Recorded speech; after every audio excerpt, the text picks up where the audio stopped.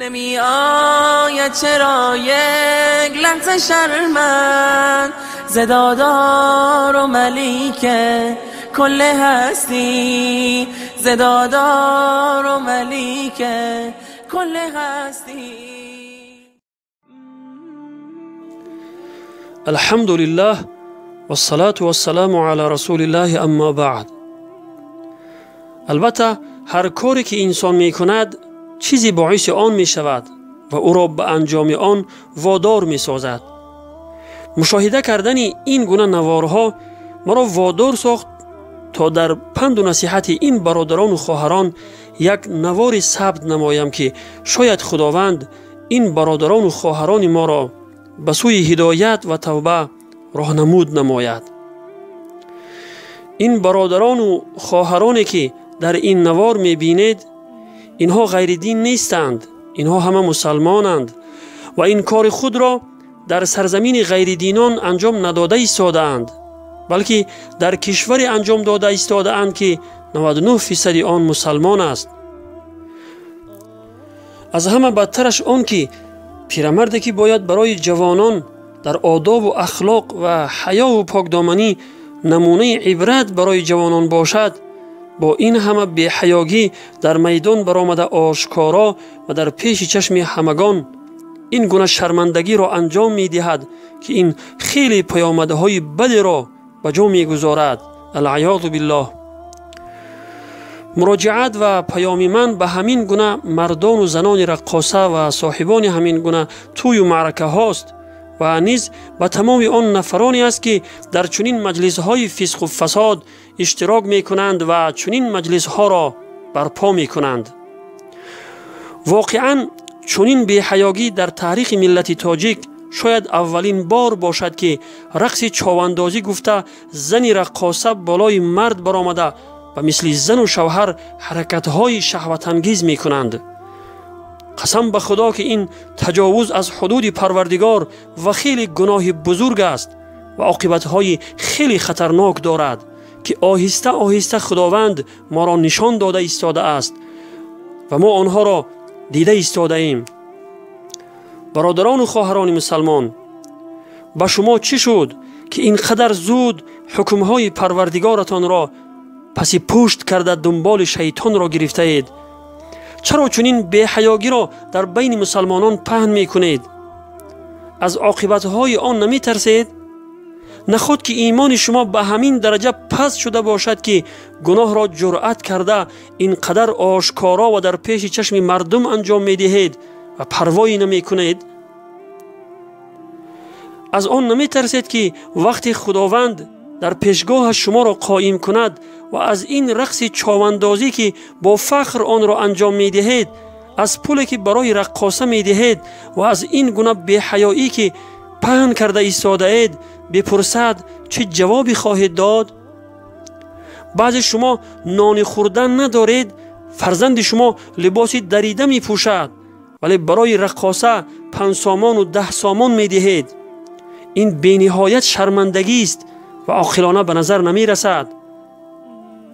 پس وقتی که بلا و مصیبت هایی که به سرتان آمد از قبیل زلزله و آبخیزی، قحطسالی و ناکامی، وقتی برکت از خاندانتان رفت و فقر و ناداری به شما دست داد، وقتی خواهر یا دختری شما همین طور رقاصه شد و آبروی شما را برد، وقتی خداوند آرامش را از خاندان شما گرفت که همیشه در خاندان شما جنگ و نزاع به وقوع آمد، وقتی از نعمت زوجه محروم می شوید که فرزندانتان زنده یتیم می شوند، وقتی فرزندانتان شما را نافرمانی می کنند و حتی لطوکوب می کنند، وقتی که نان خوردن نیابید و در قرض فرو روید، وقتی خانه شما آتش گرفت، وقتی مال و اموال شما غارت شد، وقتی بدترین رفتار با شما شود و شما خوار و ذلیل شوید، فراموش نکنید که این همه بلا و مصیبت ها از دست و زبان خود شماست. این را من نمی گویم، بلکه پروردگار شما می گوید که او را با این همه عملهای زشت و ناروای خود نافرمانی کرده به غضب آورده اید خداوند در آیه 30 سوره شورا می‌فرماید استعیذ بالله و ما اصابکم من مصیبت فبما کسبت ایدیکم و یعفو عن کثیر. یعنی و هر مصیبتی که به شما رسد به خاطر کارهایی است که انجام داده اید، یعنی به سبب بداعمالی خود شماست و خداوند از بسیاری گناهان در می‌گذرد. صدق الله العظیم. سبحان الله. شما بینگرید که خداوند عامل اساسی آمدن بلا و مصیبت ها را بداعمالی خود بندگان بیان کرده است. پس چرا شما در این سخن پروردگارتان اندیشه نمی کنید؟ در دوام آیت خداوند می فرماید که و یعفو عن کثیر، یعنی و خداوند از بسیاری گناهان در می گذرد و می بخشد. و این رحمت پروردگار است که در برابر هر گناه بر ما عذاب نمی فرستد، بلکه در برابر بعضی از گناهانمان بلا و مصیبت ها را بر ما می فرستد تا ما از گناهانمان توبه کرده به سوی پروردگارمان بازگردیم. چطوری که الله متعال در آیه 41 سوره روم می فرماید استعیذ بالله ظهر الفساد في البر والبحر بما كسبت أيدي الناس ليذيقهم بعض الذي عملوا لعلهم يرجعون. یعنی به سبب کارهایی که مردم انجام داده اند، یعنی بداعمالی بندگان، فساد در خشکی و دریا آشکار شده است تا خداوند جزای بعضی از آنچه را که انجام داده اند به آنان بچشاند، باشد که آنان به سوی حق بازگردند. صدق الله العظیم. در این آیت مراد از فساد زلزله و آبخیزی، قحطسالی و قتل و غارتگری و غیره است و مراد از خشکی و دریا روی زمین است. یعنی وقتی مردم به زنا و فحشا دست زدند و هر نوع گناه را آشکارا انجام دادند، خداوند در برابر بعضی گناهانشان عذاب را بر سرشان نازل می کند تا از گناهانشان توبه کرده به سوی خداوند بازگردند. اما اگر خداوند در برابر هر گناهی بنده عذاب فرستد، در روی زمین هیچ کسی باقی نمی ماند. چطوری که الله متعال در آیه 45 سوره فاطر می فرماید استعیذ بالله ولو یؤاخذ الله الناس بما كسبوا ما ترك على ظهرها من دابه ولكن یؤخرهم الى اجل مسمى. یعنی و اگر خداوند مردم را به سبب آنچه که انجام داده اند، یعنی بداعمالیشان مجازات کند، هیچ جنبنده ای را بر روی زمین باقی نخواهد گذاشت، ولیکن آنها را تا زمان معین به تأخیر می اندازد. صدق الله العظیم. یعنی عذاب مجرمان و گناهگاران را تا روز قیامت به تأخیر می اندازد و آنها را در برابر هر یک گناه عذاب نمی فرستد، ولی البته عذاب بعض گناهانشان را به صورت زلزله و آبخیزی و غیره به آنها می چشاند.